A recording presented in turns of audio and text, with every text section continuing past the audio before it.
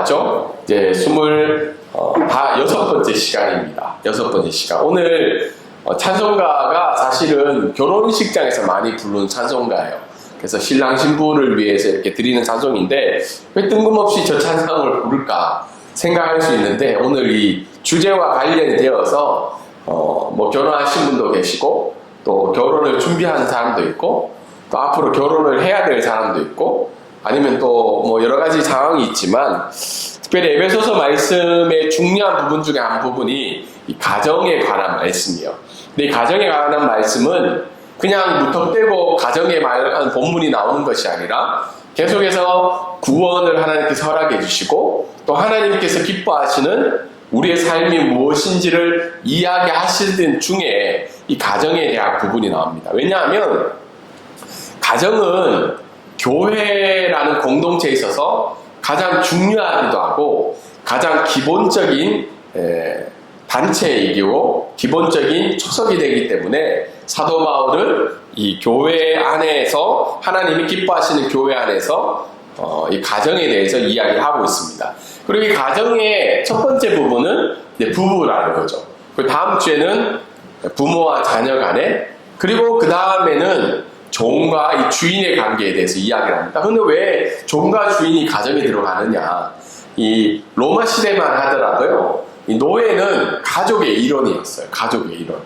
그렇기 때문에 이 종과 주인의 관계도 이 가정 안에 들어가 있기 때문에 이 세 가지 정도의 부분으로 말씀을 이야기를 할 수가 있습니다. 그래서 오늘 말씀은 에베소서 26번째 시간으로 하나님 기뻐하시는 부부에 대해서 말씀을 드리고자 합니다.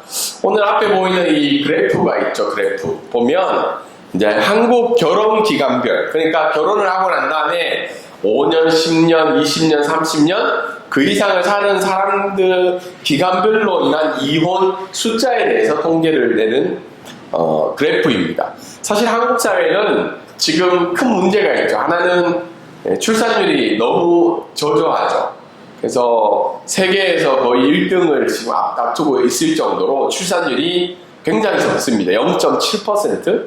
결혼을 하고 나면 한 부부가 한 명의 아이를 이제 가지지 않는 상황인 거죠. 두 번째 또 한 가지 심각한 문제는 이혼율이라는 거예요. 지금 한국 사회는 재혼은 이제 좀 익숙한 스토리가 되어가고 있어요. 그리고 3혼까지도 이야기하고 3혼. 세 번째 결혼까지도 들어봤다. 주변에서 일어나고 있다라고 우리가 인식을 할 수 있습니다. 근데 이 그래프에 보면 시대별로 1990년부터 2021년까지 이제 통계가 쭉 나오잖아요. 근데 최근에 보면 누가 그러면 가장 이혼을 많이 하냐? 설교 시간에 이혼 얘기해서 좀 죄송하지만, 이혼을 많이 하냐 보면 1등이 누구죠? 20년 이상이다. 결혼을 해서 20년 살고 난 다음에 이혼을 하는 숫자가 급속도로 늘고 있다는 거예요.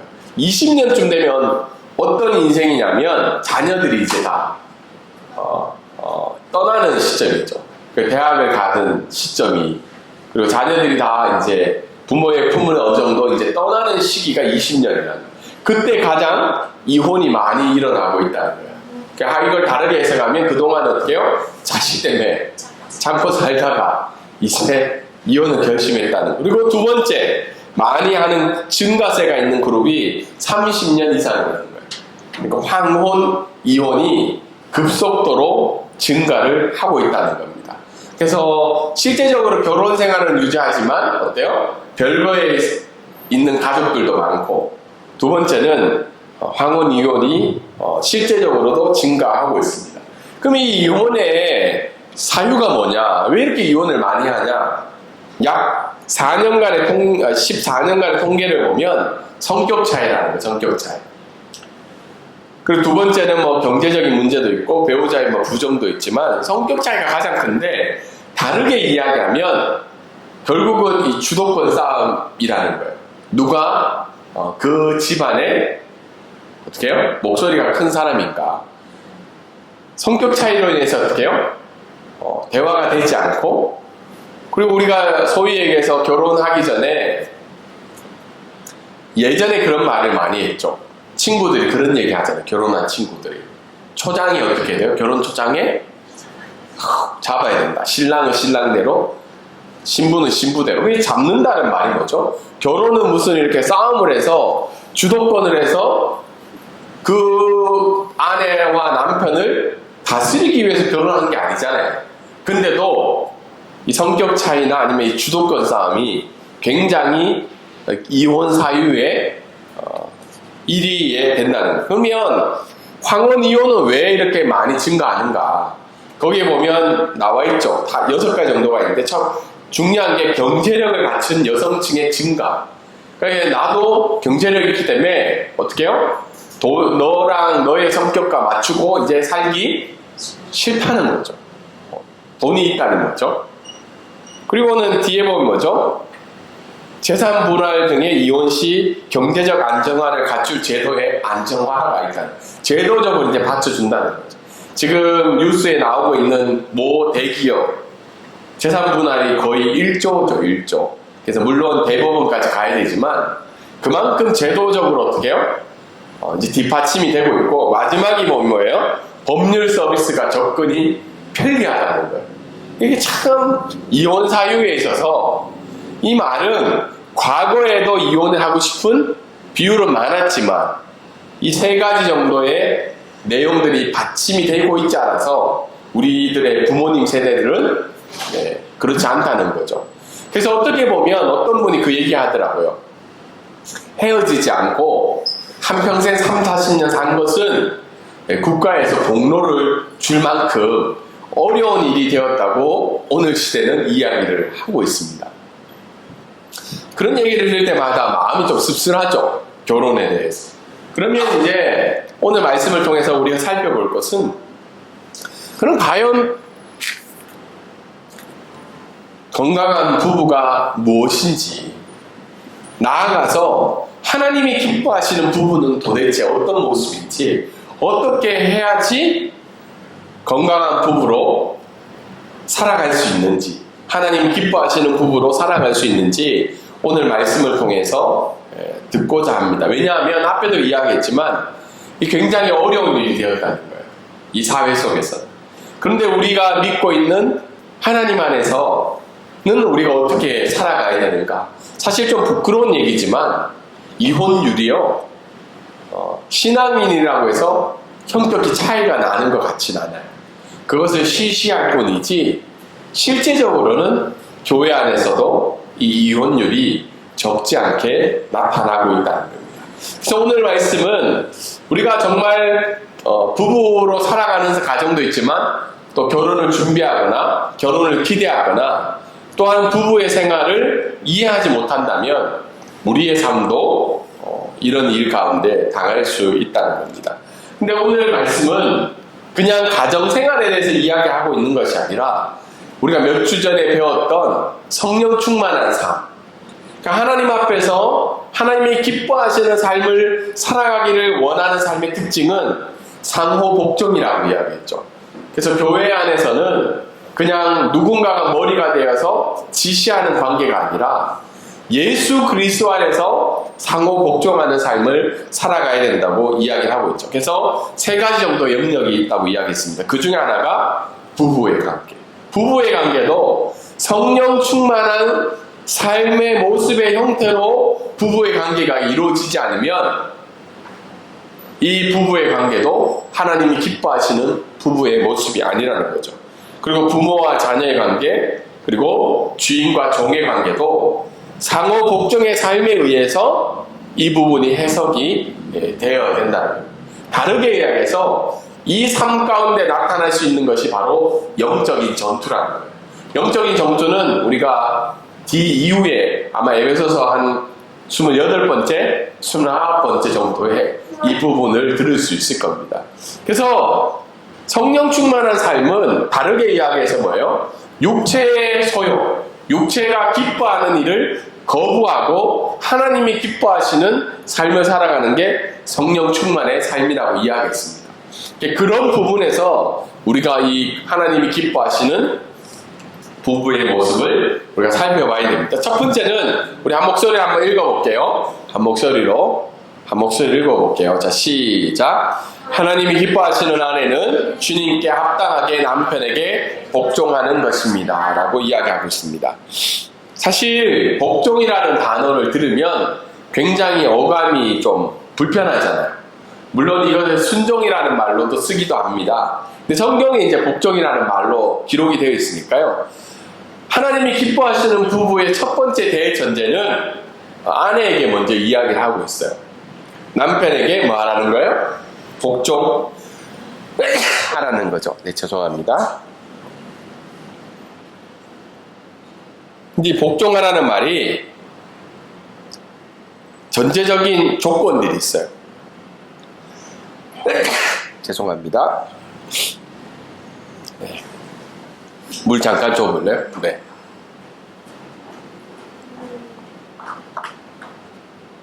네.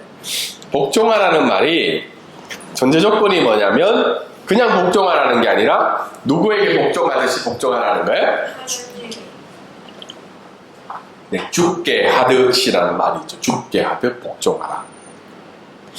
다르게 이야기해서 주님의 뜻 안에서 자발적으로 복종하라는 거예요. 이거는 남편이 아내를 향해서 강압적으로 너 나한테 복종해 이 말이 아니라 주님 안에서 상호 복종하는 관계 안에서 남편에게 자발적으로 복종해야 된다는 말이죠. 복종의 이유는 뭐예요? 오늘 23절에 보면 남편이 아내의 머리가 되기 때문이죠.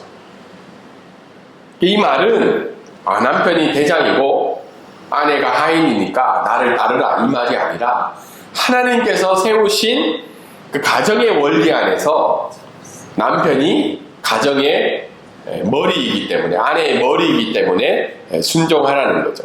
근데 이게 순종의 범위가 어디까지라는 거예요? 내가 순종하고 싶은 범위가 아니라 범사에 다르게 이야기해서 모든 일에 복종이 되어야 된다는 거죠. 이 말 들으면 부담이 좀 돼요, 안 돼요? 부담이 되죠. 요즘 시대에 이런 말 했다가 어떻게 해요? 굉장히 불편한 말이죠. 불편한 말. 그런데 성경이 오늘날 우리에게 이야기해 주시는 원리는 이렇다는 겁니다. 근데 그 원리를 잘 해석하고 이해하면 왜 사도 바울이 에베소 교회인들에게 너희들이 구원에 합당한 삶을 살고 성령 충만한 삶의 원리 중에 하나가 바로 이 내용인지를 이해할 수 있다는 겁니다. 오늘 말씀을 우리가 잘못 이해하면 남성 우월주의로 우리가 해석할 수 있잖아요. 남자가 어떻게 해요? 더 우월한 존재고 여성은 열등한 존재라서 남편의 말을 들으라고 이야기를 하고 있죠. 사실은 이 말씀이 기록된 그리스 로마 시대에는요, 여성은 굉장히 열등한 존재로 취급을 받았어요. 유대인들도 그런 생각을 했죠. 유대인이 하나님 앞에 감사 기도 드렸던 제목이 있어요. 그게 뭐냐면 내가 이방인으로 태어나지 않게 해주셔서 감사합니다. 또 한 가지 기도 제목이 뭐냐면 내가 여자로 태어나지 않아서 감사합니다. 이 말은 이 당시의 문화 중에서는 여성이 열등한 존재라는 문화가 있었다는 거예요. 우리나라도 어때요? 우리나라도 조선시대까지만 하더라도 여성은 굉장히 열등한 존재였죠. 그리고 학업이나 공부를 할 수 있는 기회가 전혀 없었던 존재였죠. 그런데 성경의 말씀은 어때요? 사도 바울이 에베소 교인들에게도 이야기했고 갈라디아서도 얘기한 것처럼 하나님 안에서 어때요? 성별, 인종, 나이에 대한 이 차별이 없어지고 너희는 다 어떤 존재라고 했나요? 새로운 피조물이라고 하나님 말씀은 이야기를 하고 있습니다. 그리고 이 말씀은 아내가 남편에게 복종해야 된다는 말씀은 앞에서 이야기한 것처럼 어때요? 상호 복종의 원리 안에서 이루어집니다. 그래서 아내도 남편에게 복종해야 되지만 남편도 그리스도를 위해서 어떻게요? 아내에게 순종하는 면이 있다는 거죠. 그래서 이런 원리 안에서 우리가 생각해 볼 때 아내가 남편에 대한 복종은 그리스도께 우리 자신을 복종하는 모습 중에 방법 중에 하나가 바로 아내가 남편에게 복종하는 원리입니다. 근데 복종의 이유가 뭐죠? 복종의 이유? 복종의 원리는 죽게 하듯이라는 단어가 중요합니다. 남편이 주이다라는 의미가 아니에요. 남편이 주인이다. 남녀든 인종이든 나이의 차이든 모든 사람들은 다 어때요? 주님의 종인 거죠. 우리가 누구에게 복종해야 되죠? 원래는 예수 그리스도께 복종하는. 다르게 이야기해서 우리가 죽게 하듯이라는 말은 주님께 합당하게 복종해야 된다는 거예요. 그러니까 우리가 때로는 남편이 어떤 일들을 이야기하잖아요. 그랬을 때 아내는 어떻게 해요? 이 일이 그리스도의 뜻에 부합되는지를 살펴봐야 된다는 거예요. 예를 들어서 남편이 예배 드리지 마, 하나님의 이름을 찬양하지 마, 성경을 읽지 마. 이 말은 뭐예요? 그리스도의 뜻에 부합되지 않죠.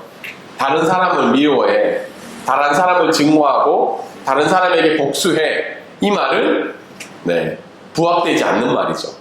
그런데 그 이외에 그리스도의 뜻에 부합되지 되는 모든 일에는 어때요? 가정의 질서를 위해서 순종하고 복종하라고 이야기를 하고 있죠.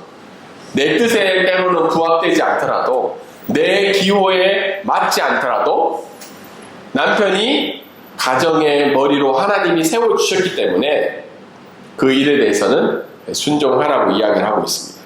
그래서 가정에는 왜 영적 머리가 남편이냐? 이건 창조의 질서라는 거예요. 성경에 보면 하나님께서 어떻게 해요?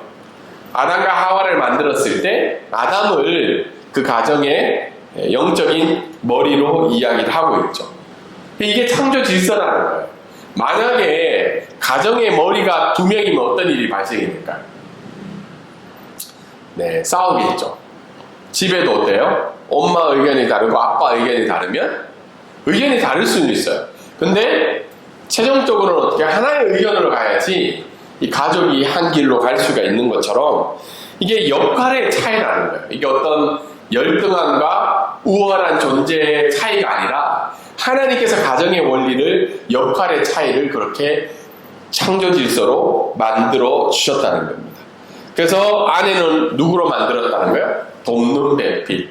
돕는 배필이라는 말은 착각하면 열등한 존재 같고 대등한 권리와 대등한 사람으로 하나님이 만드셨지만 어떻게 해요? 남편의 곁에서 그 일을 잘 감당할 수 있도록 함께 지내며 함께 일하는 돕는 배필로 만들어 주셨다는 겁니다. 근데 이 아내의 복종의 이유도 대원리가 뭐라는 거예요? 상호 복종의 원리에서 순종한다는 거예요. 우리가 그리스도 앞에 순종하기 때문에 그 창조의 질서에 우리가 받아들이고 믿음의 고백을 해야 된다는 겁니다. 그래서 오늘날 우리가 필요한 것은 뭐냐면 이 남편의 리더십을 인정하는 게 필요하다는 거예요. 이 인정은 남편이 잘하고 못하고 마음에 들고 기쁘고 사랑하기 때문에 리더십을 인정하는 것이 아니라 상호 복종의 원리 안에서 창조의 질서에 의한 역할에 의한 차이에 의한 그 리더십을 인정을 해야 된다는 거예요. 근데 성격 차이가 왜 일어나죠? 주도권의 원리가 왜 일어나죠?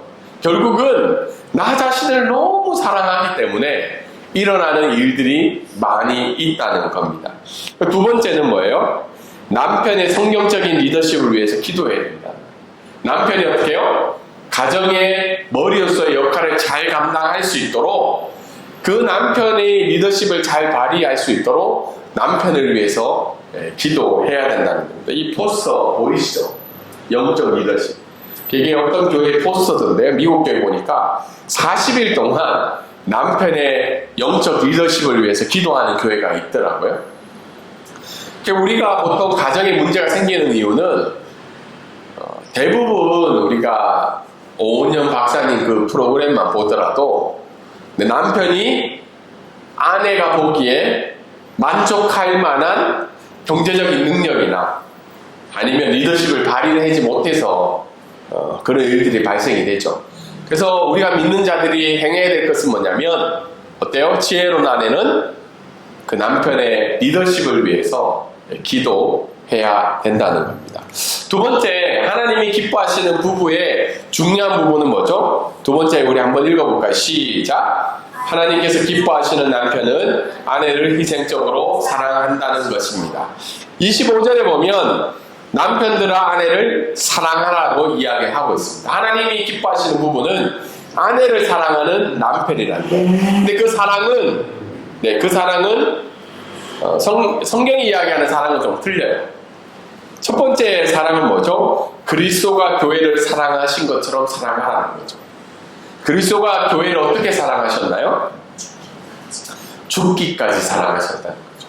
예수 그리스도가 교회를 세우시기 위해서 자신의 몸을 죽으시기까지 사랑했다. 어떤 사람은 이 말씀을 들으면 아내는 복종해야 되고 남편은 사랑만 하면 되지 않냐. 남편이 좀 쉽지 않나고 생각하지만 제 입장에서는, 제가 남편 된 입장에서는 이게 굉장히 더 무거운 말이에요. 왜냐하면 죽어야 되니까. 아내를 위해서. 그리고 자기 몸을 사랑하는 것처럼 자기 아내를 사랑하는 거예요. 이 말이 주는 의미겠죠. 그냥 그리스도가 교회를 위해서 사랑하는 것처럼 사랑하라고 하면 추상적일 수 있어요. 근데 구체적으로 이야기하는 것이 뭐예요? 자기를 사랑하는 것처럼 아내를 사랑하는 거예요. 만약에 정말 자기 아내를 자기를 사랑하는 것처럼 사랑하는 사람이 있다면 아마 교회 안에 이혼율은 급속도로 떨어질 거예요. 보통 그 프로그램에 나오는 부부의 이야기를 들어보면 남편이 너무 이기적이라는 거예요. 자기를 사랑하는 거는 자기 취미와 자기 몸을 생각하는 건 끔찍하게 생각하는데 자기 아내나 가족들을 생각하는 건 어떻게 해요? 관심이 없다는 거죠. 그리고 31절에 보면 결혼에 대한 대전제가 나오고 있죠. 한 남자인 남편이 한 여자인 아내와 한 몸이 되는 거라고 사도 바울은 이 말씀을 인용하고 있습니다. 이 말씀이 중요하면 태국도 보면 저기에도 광고판이 있네요. 프라이드인가요? 네, 6월 한 달 동안 저 문구가 계속 걸려있죠. 지난주에 태국 상원의회에서도 통과가 되었죠. 동성결혼이 합법이 되었다. 그래서 6월 달 동안 저 이제 포스터를 곳곳에 붙여놔요. 동성결혼이 합헌이라고. 근데 오늘 성경은 뭐라네요? 사도 바울이 이야기하는 것은 하나님이 천지를 창조하셨을 때 남자와 여자 두 성을 만들어 주셨고 한 남자인 한 남편과 여성인 한 아내가 결혼해서 한 몸이 되는 것이 부부라고 성경은 이야기를 하고 있습니다. 근데 오늘 이 말씀을 또 생각해 볼 때 우리가 아내를 사랑한다는 말을 우리가 잘못 이해하면 어떻게 해요? 통제라고 생각할 때가 많아요. 왜 그러냐면 이때 당시에 로마 그리스 사회에서는 남편이 아내를 통제하는 방법을 가르쳤다고 합니다. 그러니까 아내가 열등한 존재고 그렇기 때문에 어떻게 해요? 강압적이고 힘있는 자의 이기적인 태도를 정당화하기 위해서 우리나라도 그렇죠. 가부장적인 문화가 있어서 아내를 통제하는 문화가 많죠. 근데 요즘은 좀 뒤바뀌어가고 있죠. 남편이 아내의 통제를 받는 경우가 굉장히 많이 일어나고 있습니다. 근데 오늘 성경이 이야기하는 것은 상호 복적, 앞에서도 얘기했지만 아내이든 남편이든 너희들 둘 다 그리스도의 종이라는 겁니다. 그리스도로부터 통제를 받는 남편이기 때문에 남편도 뭐예요? 종의 우두머리라는 거예요. 역할로서. 아내도 남편도 그리스도를 섬기는 자이지만 종의 역할로 우두머리의 역할을 해야 된다는 겁니다. 그래서 아내를 사랑한다는 말은 희생적인 사랑이고 이타적인 사랑이라고 오늘 성경은 이야기를 하고 있습니다. 여러분 가스라이팅이라는 말 알죠? 가스라이팅. 오늘날 또 시대에 보면 건강하지 않는 부부들을 보면 이 가스라이팅 굉장히 많아요. 남편이 아내를 가스라이팅 하거나 아내도 남편을 어떻게 해요? 가스라이팅을 하죠. 그래서 얼마 전에 제가 유튜브 영상을 보다가 20년간 부부가 같이 일을 했어요. 한 가게에서. 근데 아내가 남편에게 1년에 2번 정도 월급만 준다고 합니다. 2번. 명절에. 그래서 남편이 그 프로그램에 나와서 자기가 20년 동안 살아보니까 왜 2번만 월급을 주냐고 그 프로그램에 나온 거예요. 그 아내가 대답을 하는데 그게 당연한 것처럼 이야기를 하더라고요. 아니 먹여주고 재워주고 하는데 돈이 뭐 필요하냐고, 내가 당신이랑 살고 있지 않냐고. 근데 그 나왔던 MC가 하는 말이 더 가관이었어요. 그 아내에게 하는 말이 그 2번 주는 월급을 12달로 나눠서 주면 그 남편이 불만을 가지지 않지 않을까? 라고 제안을 하는 거예요. 제가 그 영상을 보면서 이게 굉장히 이상하다. 네. 왜 그러냐면, 물론 성경이 기록된 사회에서는 남편이 아내를 통제하는 사회였지만, 지금 이 시대의 삶은 이혼하든지 아니면 가스라이팅 하든지, 이런 부부들이 너무 많이 일어나고 있다는 겁니다. 그런데 성경에서 얘기하는 사랑은 뭐예요? 죽기까지 희생하라는 거예요. 남편들아, 너희가 가정의 머리라면, 너희가 가정의 영적 제사장이라면 죽기까지 아내를 위해서, 가족을 위해서 희생하라는 거예요. 그리고 보상이나 대가를 받지 않는 이상적인 사랑을 너희가 만약 아내에게 한다면 그 어떤 아내가 너희들이 하는 그 가정의 머리 역할에 대해서 순종하지 않겠느냐는 반문의 말씀이 들여다 볼 수가 있습니다. 그래서 결국은 오늘 가정의 문제, 특별히 남편의 문제는 태도의 문제라는 거예요. 이 어떤 내가 주장하는 것이 아니라 복종해라 아니면 통제하는 것은 성경을 잘못 이해해서 어떻게 해요? 나타나는 태도의 문제라는 겁니다. 앞에서도 이야기한 것처럼 부부간의 불화와 이혼의 원인은 성격의 차이, 결국은 이 주도권의 싸움의 문제라는 겁니다. 근데 오늘 말씀을 우리가 만약에 들었다면 어때요? 남편이 아내를 사랑하는 것은 어때요?